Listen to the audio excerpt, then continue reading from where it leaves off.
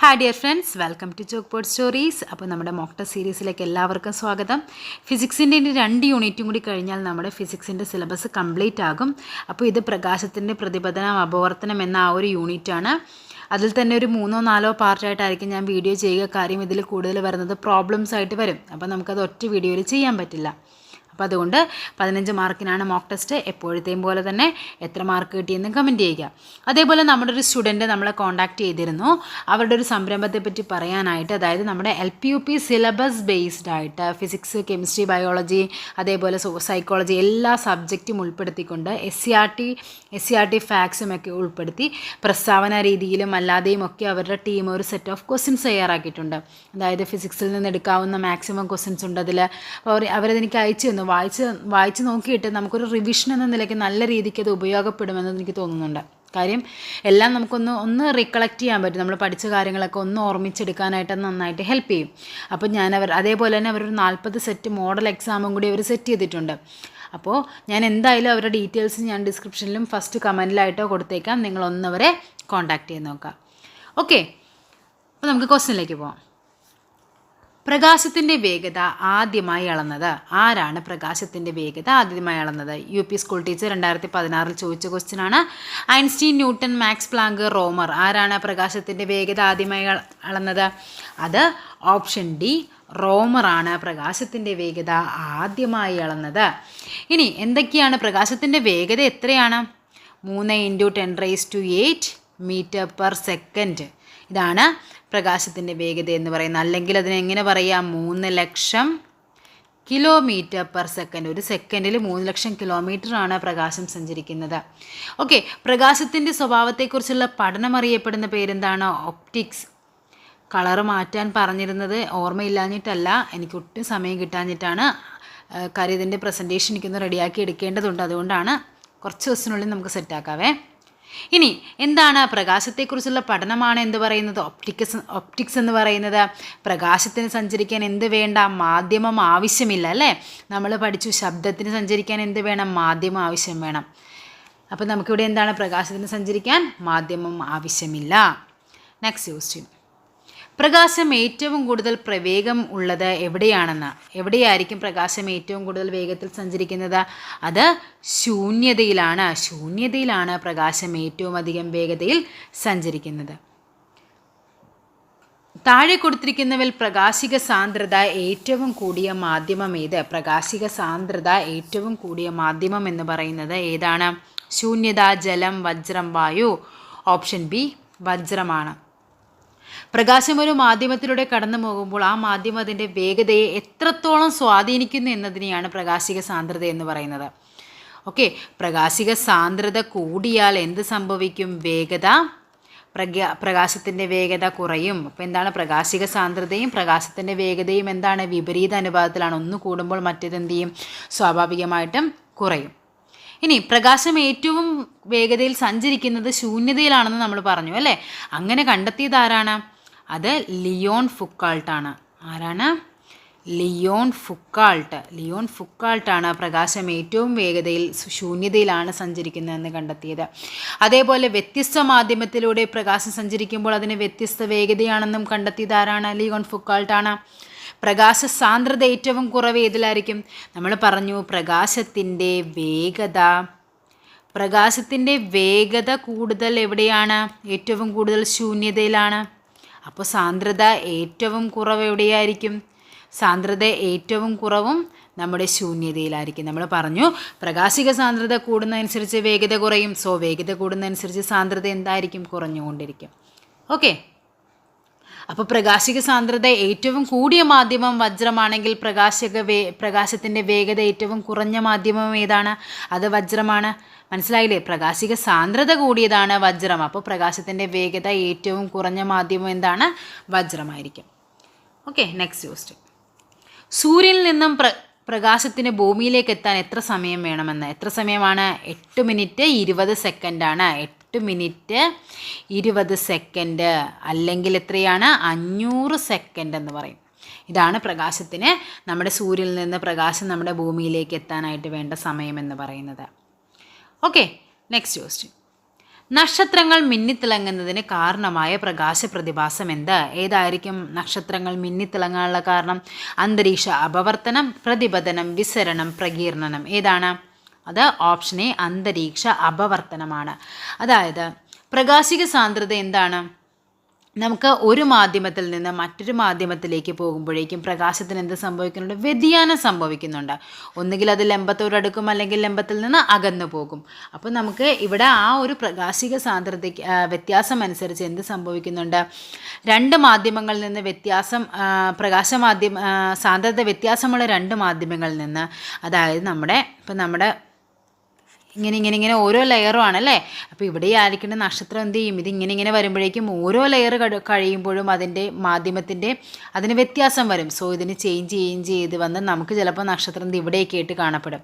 അതായത് നക്ഷത്രം മിന്നിത്തിളങ്ങാനുള്ളൊരു main reason എന്ന് പറയുന്നത് എന്താണ്? അന്തരീക്ഷത്തിൻ്റെ അപവർത്തനമാണ്. അപ്പോൾ ഇവിടെ നിന്ന് വരുന്ന ലൈറ്റ് ആണെങ്കിൽ പോലും അതിനിങ്ങനെ അപവർത്തനം സംഭവിച്ച് നമ്മുടെ കണ്ണിൽ നിന്ന് നമ്മൾ കാണുമ്പോഴേക്കും അത് ഇവിടെയായിട്ട് നമുക്ക് തോന്നും. അപ്പോൾ നക്ഷത്രങ്ങൾ മിന്നിത്തിളങ്ങാനുള്ള കാരണമാണ് എന്തെന്ന് പറയുന്നത്? അന്തരീക്ഷ അപവർത്തനം എന്ന് പറയുന്നത്. അതായത് സാന്ദ്രത വ്യത്യാസമുള്ള രണ്ട് മാധ്യമങ്ങൾക്കിടയിലൂടെ പ്രകാശരശ്മി സഞ്ചരിക്കുമ്പോൾ എന്ത് സംഭവിക്കുന്നുണ്ട്? സഞ്ചാരപാതയ്ക്ക് വ്യതിയാനം ഉണ്ടാകുന്നുണ്ട്. ഇതിനെയാണ് നമ്മൾ എന്ത് പറയുന്നത്? അപവർത്തനം എന്ന് പറയുന്നത്. ഓക്കെ, എന്താണ് വിസരണം എന്ന് പറഞ്ഞാൽ? വിസരണം അതായത് പ്രകാശം അന്തരീക്ഷ വായുവിലെ പൊടിപടലങ്ങളിൽ തട്ടിയുണ്ടാവുന്ന ക്രമരഹിതവും ഭാഗികവുമായ പ്രതിപതനത്തെയാണ് എന്തെന്ന് പറയുന്നത്? വിസരണം എന്ന് പറയുന്നത്.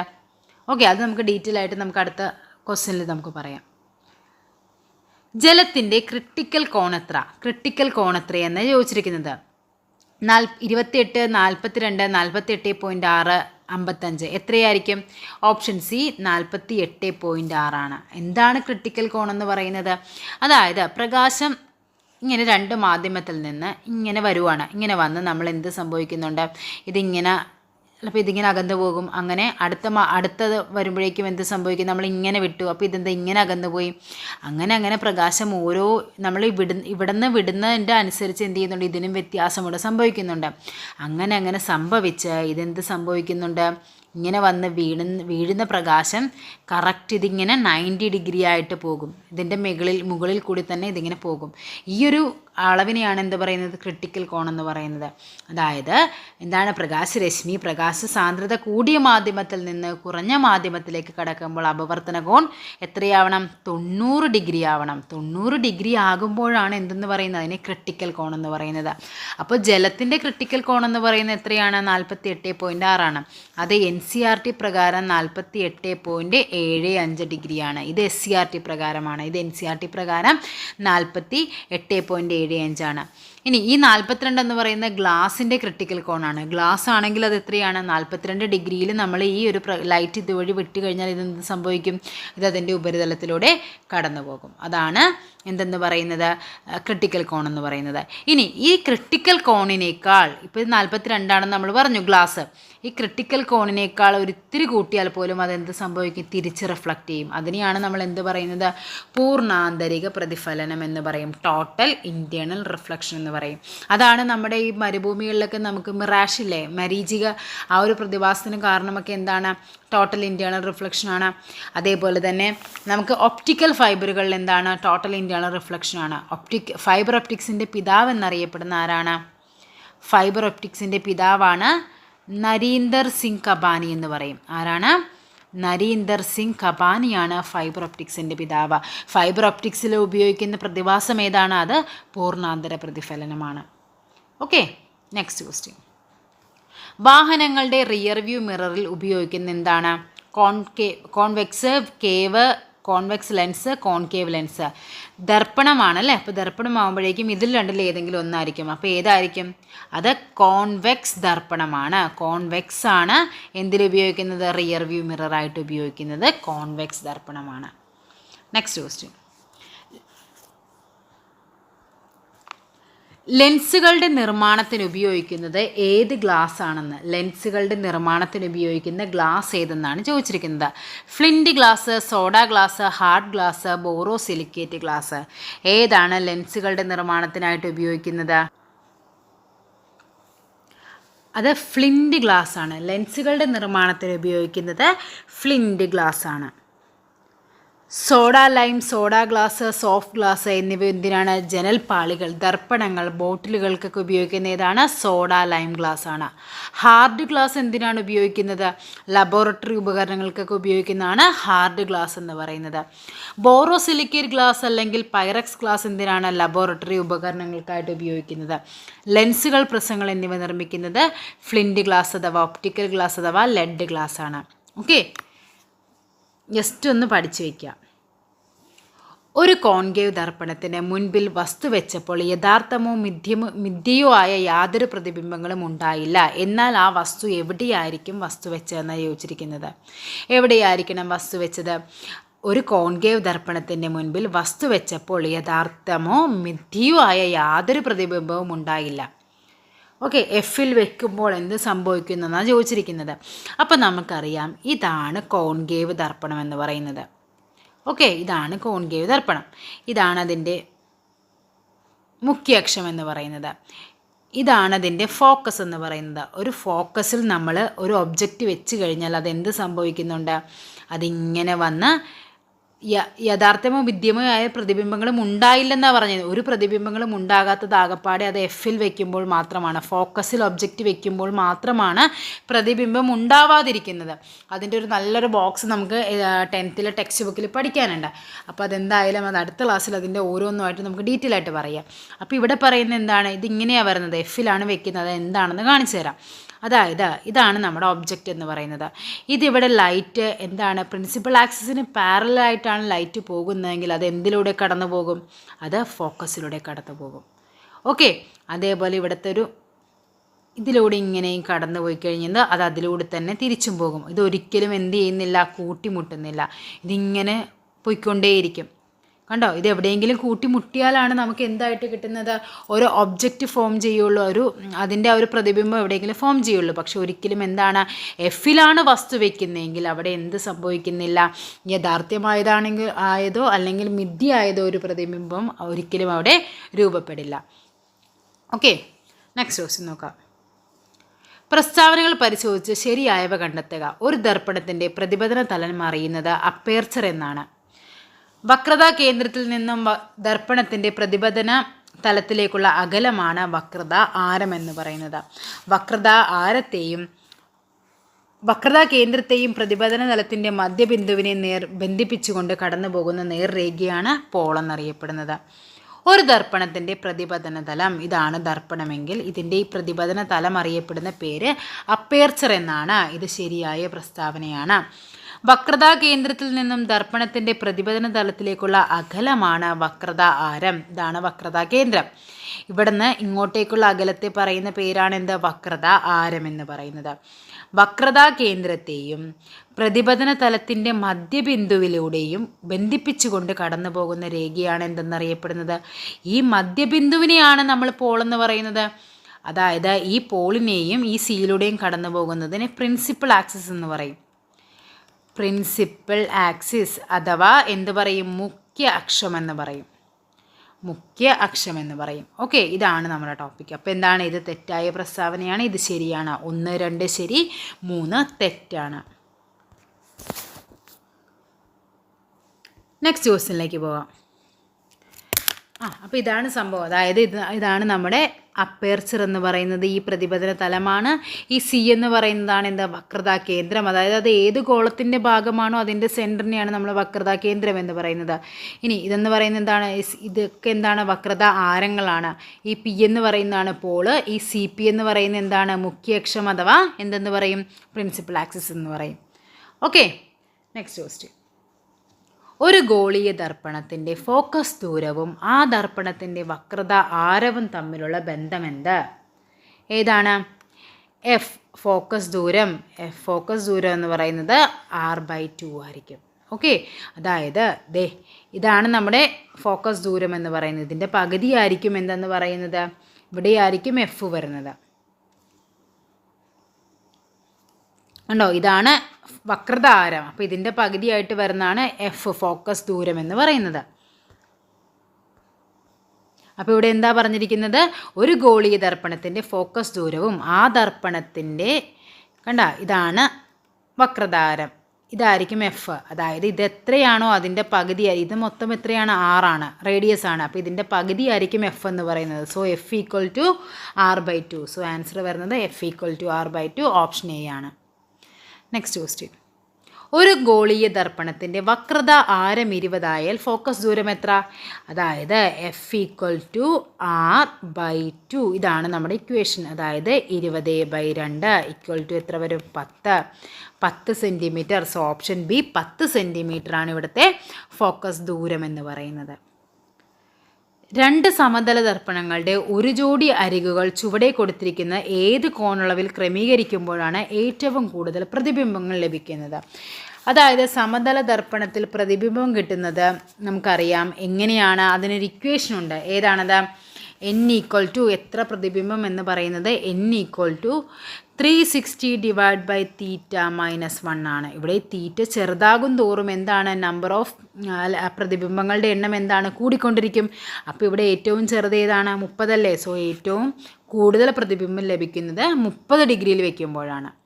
ഇതിൻ്റെ ഒരു പ്രോബ്ലം ചെയ്യുക. അപ്പോൾ അതെന്താ നോക്കിക്കേ. ഈ ക്വസ്റ്റ്യൻ എന്താ പറഞ്ഞിരിക്കുന്നത്? കോണളവ് 45 ഡിഗ്രിയായി ദർപ്പണങ്ങൾ നിർമ്മിക്കുന്ന പ്രതിബിംബങ്ങളുടെ എണ്ണം എത്ര? അതായത് 2 ദർപ്പണങ്ങൾ, 2 മിറർ എടുത്ത് നമ്മൾ ഇങ്ങനെ വെച്ചാൽ അത് എത്രയായി? 90 ഡിഗ്രിയായി. അതേപോലെ ഈ 2 ദർപ്പണങ്ങൾ നമ്മളിതിങ്ങനെ അങ്ങ് ചേർത്ത് വെച്ചു, 45 ഡിഗ്രി കോണളവിൽ ചേർത്ത് വെച്ച്. നമ്മുടെ കാൽഡോസ്കോപ്പ് കണ്ടിട്ടില്ലേ? അതിൻ്റെ ഉള്ളിൽ ഒരു മുത്തിട്ടാൽ പോലും നമുക്ക് എന്തായിട്ട് കാണും? ഒത്തിരി ആയിട്ട് കാണും. അതായത് അതിൻ്റെ ഉള്ളിലെ ആ കോണളവിൻ്റെ ക്രമീകരണത്താലാണ് കാൽഡോസ്കോപ്പ് വർക്ക് ചെയ്യുന്നത്. അപ്പം നമ്മളിവിടെ ഇതിങ്ങനെ ഒരു മുത്തിട്ട് കഴിഞ്ഞാൽ എത്ര ഇമേജസ് കിട്ടുമെന്ന് ചോദിച്ചിരിക്കുന്നത്. ഈ ഇമേജസിൻ്റെ എണ്ണം കണ്ടുപിടിക്കാനുള്ള ഇക്വേഷനാണ് എന്താ? n equal to 360 divide by theta minus 1 എന്ന് പറയുന്നത്. ഇവിടെ എത്ര വരും? 360 ഡിവൈഡ് ബൈ ഇതെത്രയാണ്? 45 ഡിഗ്രി, 45 മൈനസ് 1. 360/45 എന്ന് പറയുന്നത് 8 ആണ്. 8 മൈനസ് 1 7. സോ എത്രയാണ്? 7 ഇമേജസ് ആണ് നമുക്കവിടെ കിട്ടുന്നത്. ഇനി ഈ 45-ന് പകരം നമ്മൾ 90 ആക്കി വെക്കുകയാണെങ്കിൽ അതെങ്ങനെ വരും? n equal to 360 divide by 90 minus 1 കട്ടായി പോകും. 4 മൈനസ് 1 3. കണ്ട 3 ഇമേജസ് ആണ് കിട്ടുന്നത്. അതായത് നമ്മൾ മിററിൻ്റെ കോണളവിനെ ഡിപ്പെൻഡ് ചെയ്തിരിക്കും അതിൻ്റെ ഉള്ളിൽ എത്ര ഇമേജസ് കിട്ടുന്നെന്നുള്ളത്. അതായത് ഇത്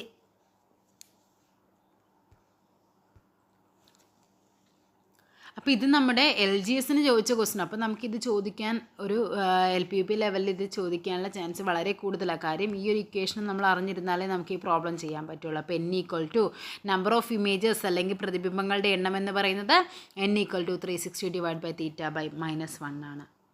ഓക്കെ, നെക്സ്റ്റ് ക്വസ്റ്റ്യൻ. ദർപ്പണത്തിൽ പതിക്കുന്ന രശ്മിയുടെ പതന കോണ് 60 ഡിഗ്രി ആയാൽ പ്രതിപതന കോൺ എത്ര? ദർപ്പണത്തിൽ പതിക്കുന്നത് 60 ഡിഗ്രിയാണ്. അതായത് ഇതാണ് സംഭവം. ഇതൊരു മിററാണ്. ഇതാണ് അതിൻ്റെ നോർമൽ. ഇവിടെ നമ്മൾ ഇൻസിഡൻറ്റ് റേ, ഇവിടെ റിഫ്ലക്റ്റഡ് റേ. ഇത് I, ഇത് R. ഇതാണ് ഇൻസിഡൻറ്റ് ആംഗിൾ, ഇത് റിഫ്ലക്റ്റഡ് ആംഗിൾ എന്ന് പറയും.